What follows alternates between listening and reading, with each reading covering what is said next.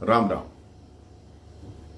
इस संसार में दो तरह के लोगों से आप सावधान रहना। एक वो जो आप में वो कमी बताएं जो आप में है नहीं, और दूसरे वो जो आप में वो खूबी बताएं जो आप में है नहीं। आप ये समझ लीजिए, ये दोनों तरह के लोग आपके लिए हितकारी नहीं है, आपका भला नहीं चाहते। किसी देश में एक वृद्ध राजा थे। उनकी कोई संतान नहीं थी। उनके मन में यही लालसा थी कि मैं किसको अपना वारिस बनाऊंगा, किसको अपना उत्तराधिकारी बनाऊंगा, क्योंकि मेरा तो कोई संतान नहीं है। मंत्रियों से सलाह की। मंत्रियों ने बोला, आपके इतने विद्वान मंत्री हैं, किसी भी मंत्री को आप अपना उत्तराधिकारी घोषित कर सकते हैं। राजा को उनकी बात जमी नहीं। राजा ने कहा, नहीं, ऐसा नहीं होगा। मैं ऐसा करता हूं कि प्रजा में से जो योग्य होगा उसको अपना उत्तराधिकारी बना दूंगा। तो मंत्रियों ने कहा, क्या आप प्रतिस्पर्धा रखेंगे? मंत्रियों ने कहा, प्रतिस्पर्धा रखिए। राजा ने कहा, नहीं, प्रतिस्पर्धा नहीं रखूंगा, इससे बात ठीक नहीं रहेगी। मैं साक्षात्कार लूंगा, अर्थात इंटरव्यू लूंगा और देखूंगा कि कौन योग्य युवक है, उसको अपना उत्तराधिकारी बनाऊंगा। मंत्रियों ने कहा, इसमें तो बहुत समय लग जाएगा।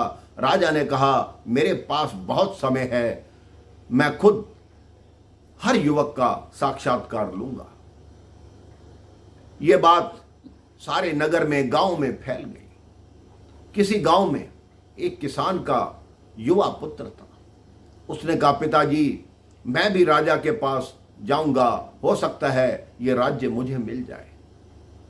किसान ने कहा, तुम्हारे मन की बात है तो तुम जाओ, लेकिन ये हमारे लिए काम नहीं है। हम तो किसान हैं, हम खेती करते हैं, हम राज्य कहां से चला पाएंगे।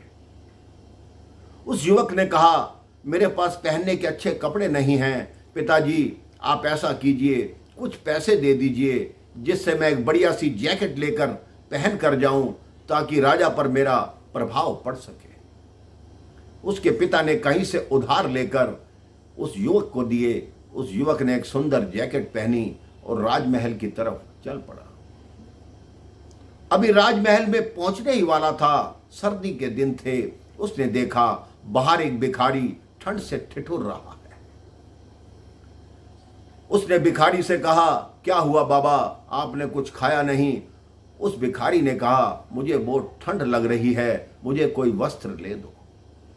उस युवक ने देखा कि मेरे पास वस्त्र के नाम पर यही जैकेट है। उसने वो जैकेट उतारी और उस भिखारी को दे दी।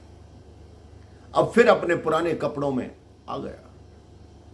अब राजमहल के अंदर प्रवेश किया। मंत्रियों को बताया कि मैं भी साक्षात्कार के लिए आया हूं। उसको बिठाया गया। 2 घंटे बाद उसका नंबर आया, उसकी बारी आई। वो अंदर पहुंचा तो कुछ ही देर में जब राजा आया तो उस युवक के होश उड़ गए, क्योंकि राजा वही था जो थोड़ी देर पहले भिखारी बनकर बैठा हुआ था। उस युवक ने आंखों ही आंखों में पूछा कि आप?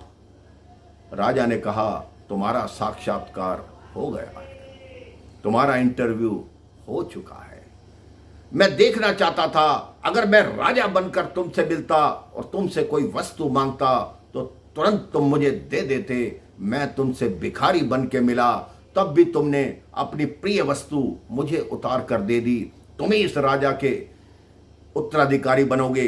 इस राज्य को चलाने योग्य केवल तुम हो, क्योंकि तुमको मालूम है कि किसके हृदय को कैसी पीड़ा होती है, किसके हृदय में प्रभु का निवास होता है। इसलिए तुम सबके हृदय की पीड़ा को जानते हो, गरीबी को जानते हो, हर छोटे सी छोटी बात को जानते हो। आज से तुम मेरे उत्तराधिकारी हो। तो उस राजा ने उस गुदड़ी में छुपे हुए हीरे को पहचान लिया। ये पहचान लिया कि जो युवक मन में दया भावना रखता है वही मेरा उत्तराधिकारी है। आप भी अपने मन में दया भाव रखिए, अपने मन में सभी के लिए प्रेम रखिए, आपके सब मनोरथ सिद्ध होंगे, आपका जीवन सफल होगा। राम राम, जय श्री राम।